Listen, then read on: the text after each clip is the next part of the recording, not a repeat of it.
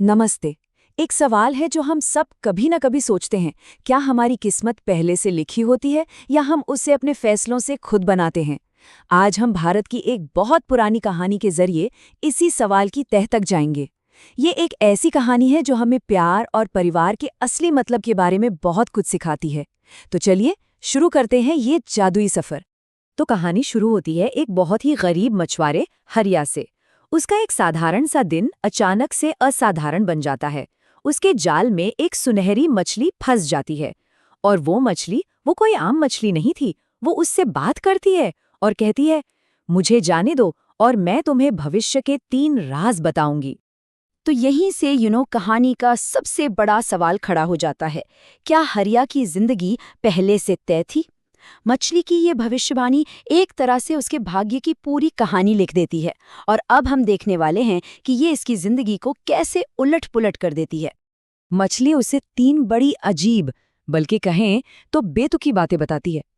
पहली, कि उसकी शादी किसी इंसान से नहीं होगी। दूसरी, उसके बच्चे उससे बिछड़ जाएंगे।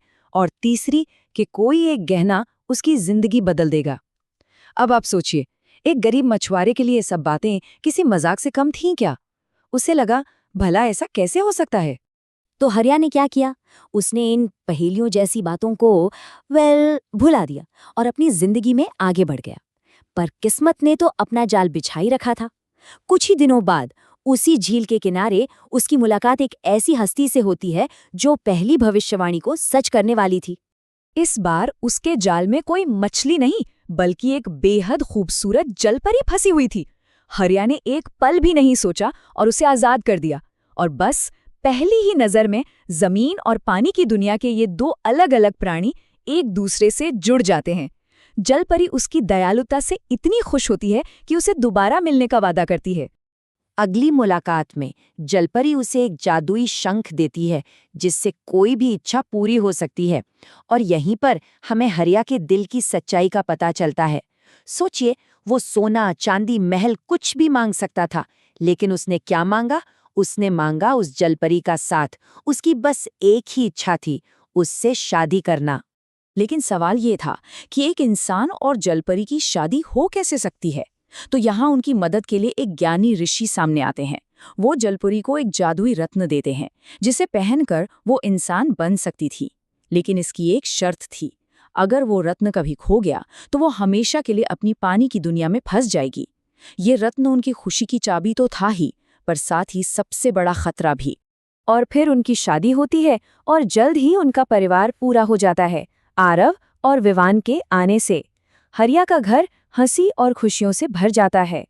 पहली भविष्यवाणी तो सच हो चुकी थी, लेकिन बाकी 2 वो अभी भी किसी आने वाली अनहोनी की तरह इंतजार कर रही थीं।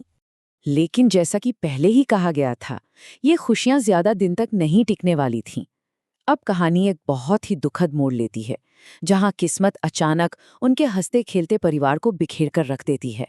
एक घर जो प्यार और हंसी खुशी से भरा हुआ था, वो अचानक एक ही पल में बिखर जाता है। और ये सब होता है एक छोटी सी मामूली सी गलती से।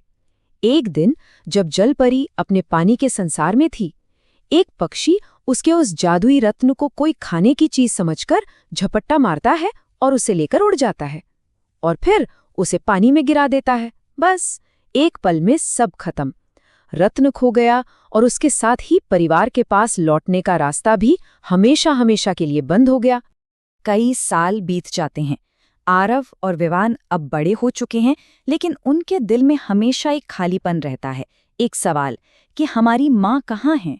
अब इस बिखरे हुए परिवार को फिर से जोड़ने की जिम्मेदारी इन दोनों भाइयों के कंधों पर थी। एक दिन हरिया हिम्मत जुटाता है और अपने बेटों को उनकी माँ की पूरी दर्द भरी कहानी सुनाता है। और ये सच जानते ही दोनों भाइयों की रगों में जैसे खून दौड़ जाता है। वो कसम खाते हैं कि वो उस खोए हुए रत्न को ढूंढ कर लाएंगे और अपनी माँ को वापस लाएंगे। कुछ भी हो जाए, वो अपने परिवार को फिर से एक करेंगे। तो अब शुरू होती है उनकी महाकाव्य जैसी खोज। सबसे पहले पिता से सच जानना, फिर उसी ज्ञानी ऋषि के पास जाकर मदद मांगना, उसके बाद एक जादुई झरने की मुश्किल पहेलियों को सुलझाना और फिर जाकर उस खोए हुए रत्न को खोजना। अब झरने की आत्मा उनकी परीक्षा लेती है। वो उनसे एक पहेली पूछती है। जरा सोचिए, क्या हो सकता है इसका जवाब? पहेली है, ऐसा क्या है जो है तो आपका, लेकिन दूसरे लोग आपसे ज्यादा इस्तेमाल करते हैं? ये एक कमाल का सवाल था, जो उनकी बुद्धि की परीक्षा लेने के लिए था। और दोनों भाई अपनी सूझबूझ से इसका बिल्कुल सही जवाब देते हैं। हमारा नाम। झरने की आत्मा उनके जवाब से और अपने परिवार के लिए उनके प्यार से इतनी खुश होती है कि वो समझ जाती है कि इनका इरादा एकदम नेक है और वो उनकी मदद करने का फैसला करती है। सालों की मेहनत, ना जाने कितनी परीक्षाओं के बाद आखिरकार वो पल आ ही जाता है जिसका सभी को बेसब्री से इंतजार था। बेटों के हाथ में अब वो जादुई रत्न था जो उनके बिछड़े हुए परिवार को फिर से एक कर सकता था। आरव और विवान उसी झील पर वापस आते हैं और उस रत्न को पानी में डाल देते हैं। और फिर पानी में एक तेज रोशनी फैलती है और सालों के लंबे इंतजार के बाद उनकी माँ जल की गहराइयों से बाहर आती है और ठीक उसी पल हरिया भी वहां पहुंच जाता है। सालों से बिछड़ा हुआ परिवार आज आखिरकार एक साथ था। लेकिन इस मिलन के बाद कहानी अपने सबसे बड़े, सबसे मुश्किल सवाल पर पहुंचती है। जलपरी को एक फैसला करना था, या तो वो अपने जादुई अतीत और अपनी दुनिया को चुने, या फिर उस रत्न को हमेशा के लिए तोड़कर एक आम इंसान बनकर अपने परिवार के साथ रहे। ये उसकी जिंदगी का सबसे बड़ा इम्तिहान था। और उसका फैसला बिल्कुल साफ था। उसने कहा, मेरे लिए सबसे बड़ा सच, सबसे बड़ी दुनिया मेरा परिवार है। और उसने अपने जादुई अतीत को हमेशा के लिए पीछे छोड़ दिया और इंसान बनना चुना, सिर्फ अपने पति और बच्चों के साथ रहने के लिए।